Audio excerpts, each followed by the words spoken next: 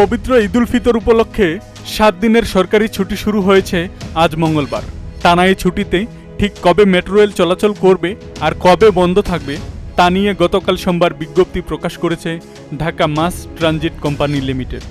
এতে বলা হয়, পবিত্র ঈদুল ফিতর উপলক্ষে শুধু ঈদের দিন মেট্রো রেল চলাচল বন্ধ থাকবে। ঈদের পরদিন থেকে যথারীতি নির্ধারিত সূচি অনুযায়ী মেট্রো রেল চলাচল করবে। ঈদ উপলক্ষে যাত্রীদের যাতায়াত পরিকল্পনা আগেভাগে নির্ধারণ করার জন্য এই সিদ্ধান্ত নেওয়া হয়েছে।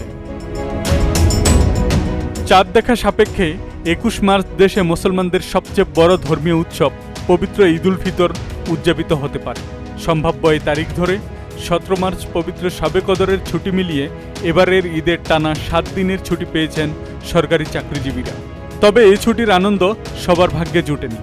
জনপ্রশাসন মন্ত্রণালয়ের প্রজ্ঞাপন অনুযায়ী জরুরি সেবা চালু রাখতে বেশ কিছু খাতের কর্মীরা ছুটির বাইরে থাকছেন।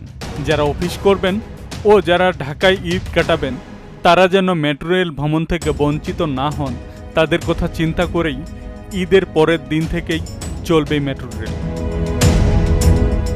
আব্দুল সালাম, প্রজন্ম 24।